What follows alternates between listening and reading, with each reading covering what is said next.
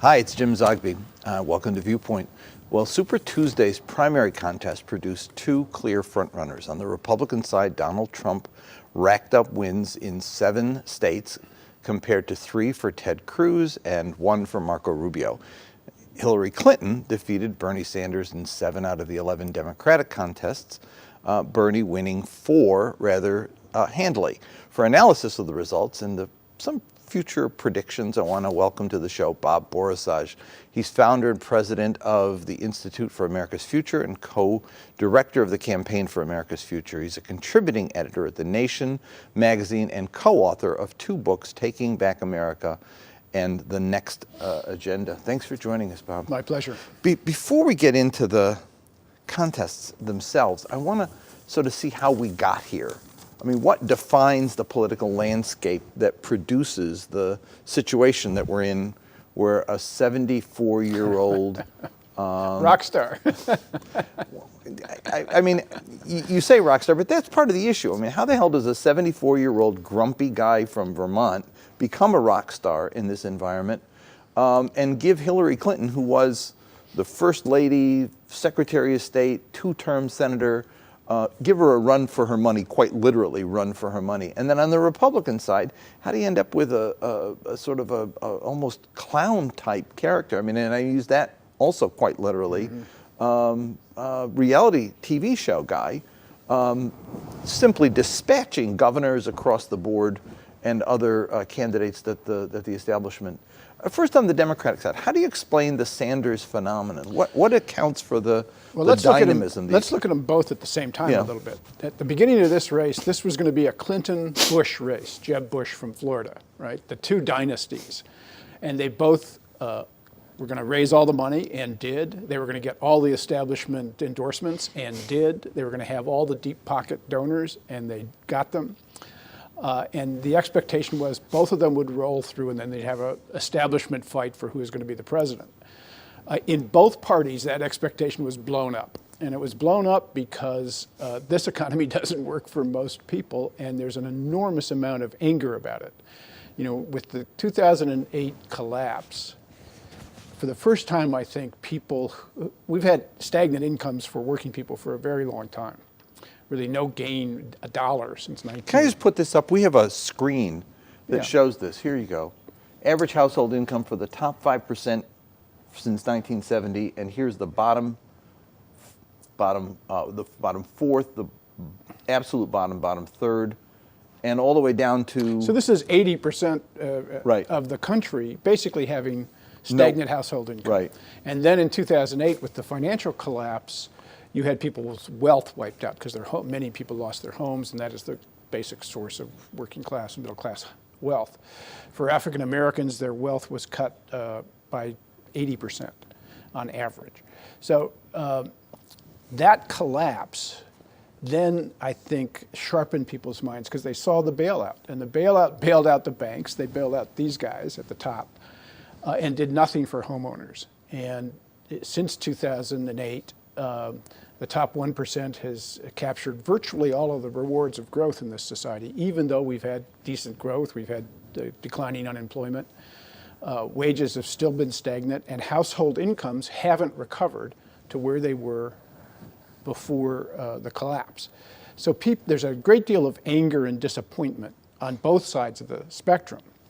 And it kind of erupted in both parties, and Sanders in the Democratic Party and Trump, particularly in the Republican Party, became the expression of that.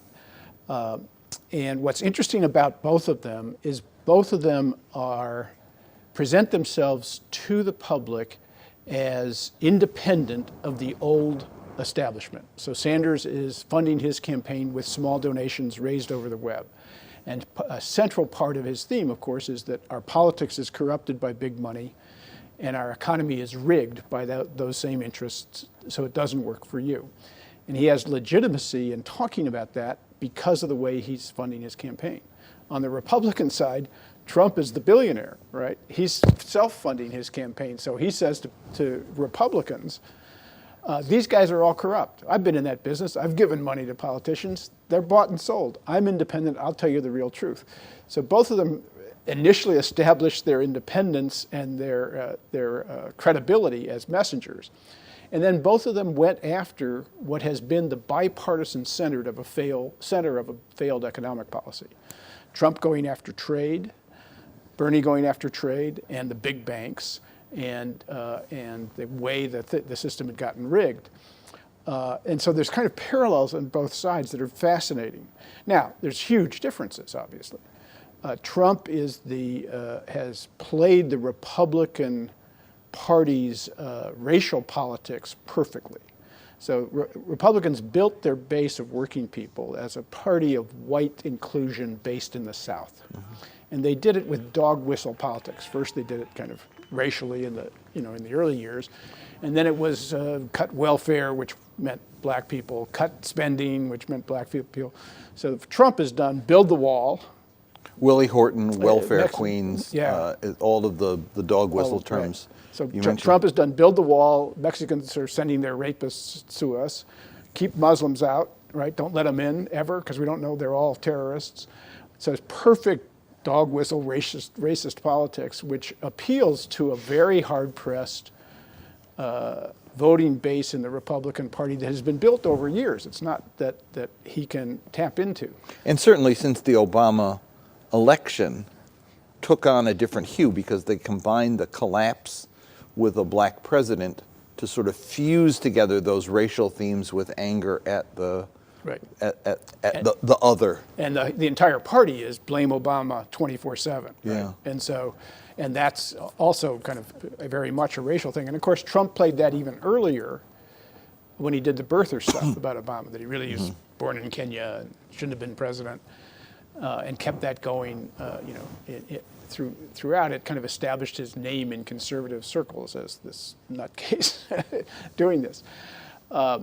Sanders, on the other hand, was a surprise, I think, to everybody, including himself, that this democratic socialist, laying out, what's really a common sense, but a very ambitious plan for Medicare for all, tuition-free university, investing and rebuilding our economy, taking on climate change, and taxing the wealthy to pay for it, that he became a rock star among the young. In all of these primaries on Super Tuesday, he's winning young voters overwhelmingly. In Iowa and New Hampshire, he won them 84-12, 29-year-olds and younger. So he's become a phenomena among the young as somebody who's talking about big ideas meeting big problems that they're inheriting. I wonder on both sides if there's sort of an issue or a dynamic behind the issues that plays out. In the case of Trump, it reminds me a bit almost of WWE. The sense is that you're watching, and I look at the crowds, and they look like the same crowd. Mm-hmm. It's a fake, it's a hoax, but it sort of is a visceral play. It's like an id unrestrained. It's like it says everything I want to hear and gets my juices flowing, even though I know it's a charade. And on the Democratic side, with Bernie, I wonder how much people are understanding or committed to the socialist vision or the idea he has about what's wrong and how it's wrong, as much as it is that he just seems like somebody they can trust and believe, and that the trustworthiness versus the lack of trust is what plays out there. I mean, comment on both of those. I think both of that's right. Trump, on his polling, the highest quality he has is he tells it like it is. So they believe that he's telling it like it is. He's saying things they want to say, right? Just let me put this up for a minute. On the honesty of presidential candidates, Hillary comes out last. Bernie comes out first. Right. Of all the candidates. This is a poll that just came out this week. Right, and Sanders ranks very high as honest and having integrity, because clearly he does. How the hell do you end up with a matchup that places two people that are the least trusted politicians? Now, granted, this is Democrats not trusting him, and this is Republicans and Democrats not trusting her. But that's a shocking situation that they're even sometimes presidents, after they win, their favorable numbers go down. These two folks start the campaign with favorable numbers no higher than the low 30s, and trust Right. in the 20s. Right. Well, Trump is doing it as an insurgent. Hillary's doing it as the establishment. Yeah, that's right. And Hillary's been saved, ironically, in my view, by massive African-American votes in the South. And that's partly from a long association of Hillary and her husband with African-Americans. It's partly because every gatekeeper in the African-American community went with the establishment candidate early and locked it up. And it's partly because Sanders came out of Vermont, which is a white state, and didn't have the association. So he had to introduce himself to people. I want to just a detour again on the African-American Clinton relationship. Because I remember, and I know you do quite intimately, 96, the Democratic Convention, when Reverend Jackson, rather, at that point still the spokesperson for African Americans, was really quite upset with the welfare reform and budget cuts that came during the Clinton era. Has that all been forgotten? I think, or is it forgiven? I think in the South, certainly, for African Americans, there's some memory of the last part of the Clinton economy, which was the only time when unemployment got down in the African American community to close to what white unemployment rates are, and the only time when incomes rose at the bottom in 30 years.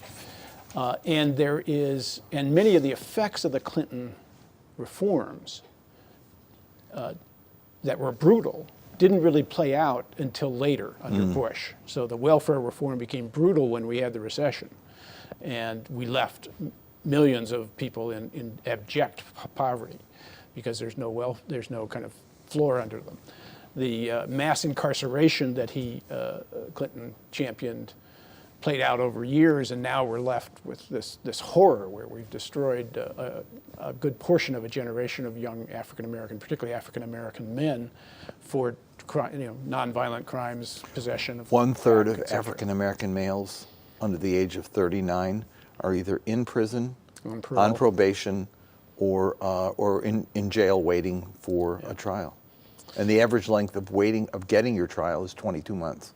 And then the biggest legacy of Clinton, I think, is not associated with him at all in the African American community, which is the NAFTA China deals, the globalization that Clinton really set up, devastated American manufacturing, and that was the basic ladder for a significant portion of the African American community to get into the middle class. And when those jobs were lost, and they were lost in large numbers, it was much harder for poor blacks to find their way up into it. So Super Tuesday, Hillary had a good night. Well, she had a good night here's the other irony. Hillary won the states that Democrats have no chance of winning in the general election. That is, she won across the South, and she won across the South because the voters in the Democratic side were predominantly African American or significantly African American, and she won those overwhelmingly. Sanders won the states and has done well or won close in the states that are outside that are the states that Democrats win, the blue states or the swing states. He lost I think the key loss for Sanders was Massachusetts. If he had won Massachusetts and he lost it by a percentage point, we would have been telling a different story coming out of Super Tuesday. Because it would have shown that he had a real trajectory as we head north, which is the next round of. And Virginia was a primaries. problem too, I guess. Yeah, although Virginia again was less, I think, more of a swing state, more. In the western part of the state, the Appalachian part of Right. the state, he didn't do so well. He didn't do as well as he'd hoped. Yeah. The big ones coming up are going to be in Michigan and Ohio in particular. Illinois. But Illinois, Pennsylvania, states like that he has to perform in. The pundits have written him off. They never wrote him in, but now they've written him off. Right. Is it premature, or do you think that what we've got right now is a protest campaign running through to the convention to raise critical issues? Where would you assess where you are right now? Well, it's a very hard path to win now because these states are all proportional. Yeah. That is, you split the delegates on the basis of the percentage of the vote you get in each primary. So he has to win the primaries big to come back. And so if he wins many states and Hillary runs close, he's still got a hard time winning the nomination in terms of total delegates. We saw that in 2008 with Barack Obama and Hillary Clinton when she won a bunch of states, but the votes were all close, and the early lead that Obama had created was hard to overcome. So it's hard for Sanders. It's possible still. And what I think the pundits don't get really is Sanders is just introducing himself to people. People don't pay attention to this stuff. And so he's still on an upward trend in terms of his support and in terms of his reach into the Latino community, into the Black community particularly, which he hasn't had long ties with. Hillary, everybody knows. She has universal name recognition, and as your chart showed, very high unfavorabilities, and among Democrats is seen as untrustworthy. And so she's sort of where she is. She's not going to get Here's a question stronger. I have. There was a Democratic coalition at one point, and Obama redefined that coalition into a winning coalition that included the three principal minority groups, young people, and also professional women. What we have found is that while Secretary Clinton can keep part of that coalition, Bernie has the other part, in particular young people who have voted for him almost a 70% margin, 70-point margin. Not unlike the trustworthy one, young people come in that same group. Right. The question I have is, does it convey after it's over? If he wins, does he pick up her support base? If she wins, can he pick up? Can she pick up? Can she pick up his support base? And that confounds me. Just like on the Republican side, which we'll get to, I'm not sure that the establishment crowd goes to Trump. I'm not sure that the counter-establishment crowd from Bernie Sanders go to Hillary Clinton. Well, we've seen, the divisions on the Democratic side are not nearly as bitter, obviously, as the divisions on the Republican side. And so patching the party together is much less difficult on the Democratic side. The harder question is enthusiasm, particularly for young people, but not just for young people. We've had lower turnout in all of these primaries on the Democratic side than we had in 2008, and than Republicans are having in general this year. And so the question is, if Hillary wins the nomination, which seems likely now, Sanders endorses, carries on the fight, carries on his cause, will people come out in large numbers for Hillary, or will they be disaffected because she is seen with high unfavorabilities, high lack of trustworthiness? She's in Trump or whoever the nominee on the Republican side will have infinite material to do negative politics. Let's take a look at one board that was up a second ago. I want to put it back up, and that's the presidential matchups. What's been consistent from the beginning is that Sanders beats the top Republicans by much larger number. In fact, Hillary loses to Cruz and loses to Rubio, only beats Trump by a much less significant margin than Bernie beats by 12, she beats by 5, and she doesn't break 50 against anybody. That's the conveying issue. It's just, it doesn't seem to come over. Yeah, and it's the high unfavorabilities. Yeah. Universal name recognition and very unpopular in many ways. Let's The other problem with this is that a Clinton-Trump race will be an utterly negative race on both sides. Yeah. She will attack him, her campaign will attack him mercilessly for any range of things, from racism to his business practices to his sexism, et cetera. He will attack her, and he's very good at it, as we've seen on the Republican side, on any range of things. any range of issues, yeah. And negative campaigns drive turnout down. Yeah. Now, Hillary, people on the right hate Hillary almost as much as they hate Obama. And so she will mobilize people and mobilize Republicans, just her candidacy to beat her. And I think Trump will pose a significant enough threat to Democrats and to young people that he may well help her mobilize people. This is probably an election where people will wear a button saying who they're voting against. Exactly. Right. Let's go over to the Republican side. The establishment is hysterical right now. Romney came today with a blistering attack on Trump. Sounded almost like the John Oliver piece. Without the humor, right. the same content. I think that they must have gotten the content from the same The Romney people must have been looking at the Oliver piece and just sort of toned it down a bit. If he is the nominee, what do they do? Well, the neoconservatives, the hawkish part of the party, have said they're going to run a third candidate, and a third-party candidate. The party, I think, will have the Republican Party, very hard time rallying behind Trump. But already Fox TV has abandoned Rubio and said we've got to get over here and start making peace with Trump if he's going to be our nominee. And so I think there will be, at the end of the day, if he actually gets the nomination, there will be an attempt to patch it together. They're very they have a decent chance of getting into a convention fight where the nominee doesn't have enough delegates going into the convention. I mean, if Trump wins Florida and Ohio, those are two states where the winner takes all of the delegates. If he wins those two, he'll be the nominee. That's on March 15th.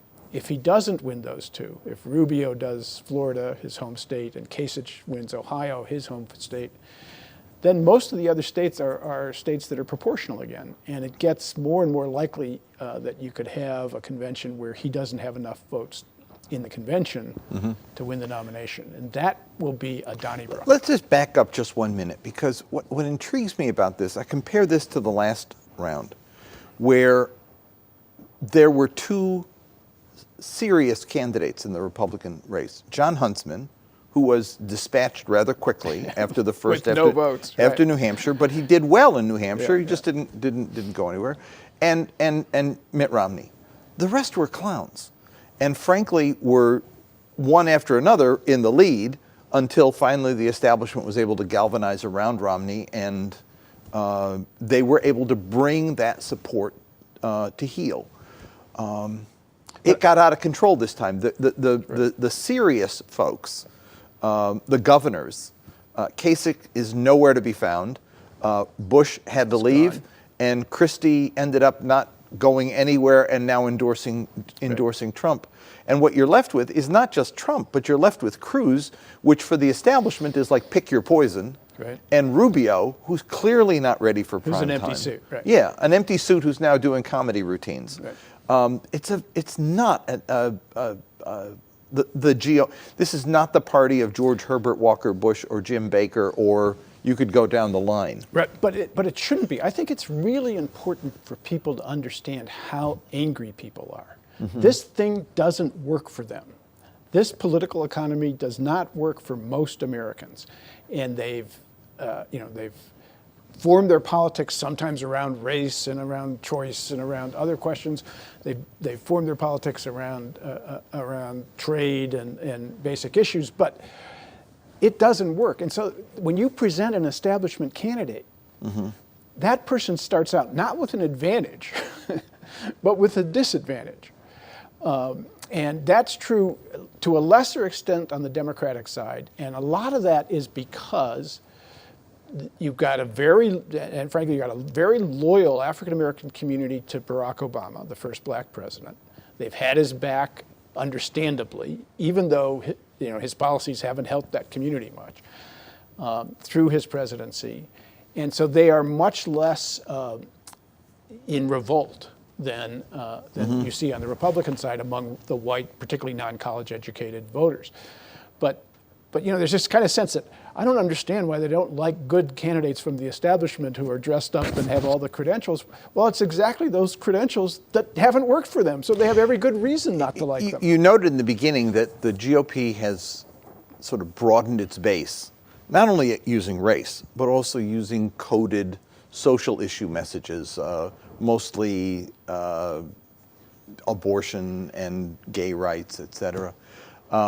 They were warned by the party chair to drop those issues. I don't think anybody expected that Trump would then be the beneficiary, somebody who is in no way a conservative. And I think the conservatives who are having their convention this weekend here in town are having a conniption over it. But they did attract people in whose economic interest it wasn't correct to be a Republican. I want to put up a quote from Bill Bennett, who was in the paper today, saying when asked about the Republican establishment going after Trump, he said, "We've been trying to get white working class people into the party a long time. Now they're here in large numbers because of Trump, and we're going to alienate them? I don't get it. Too many people are on their high horse." Almost a sort of a very blatant acknowledgement that they've been trying to lure working class people into the party using the social issues, and now they're getting them in based on what? Anger and outrage at the establishment? And social issues. The wall, ban Muslims. Okay, right. 2 different social issues than the... But all racially coded. Yeah. It's the same. It's the same appeal. Intriguing, I think. Well, I think white working class, particularly in the South, have been moving into that party for a long time. That was the Nixon strategy, and it they made the transition from Nixon to George Wallace and then back. Right, and so they've been consolidating that. They brought in the evangelical community, which consolidated it further, and so this is the kind of final expression of that. What I think where it got hijacked by Trump was these people also are angry about what's going on with them economically, and nobody delivered on the social issues. In fact, the country's gotten more and more liberal socially. They elected a Republican Congress, they elected a Republican Senate, and they didn't stop gay marriage, they didn't stop all the things that they were kind of fed, the red meat they were fed that they claimed they would stop. And so now this is the revolt. Trump saying, I can get things done, and I'm going to build a wall, and I'm going to stop these guys from coming in. And it's going to be a huge wall. Yeah. And the Mexicans are going to pay for it. One quick thing, and then we're out of time. What do you expect in the next couple of weeks?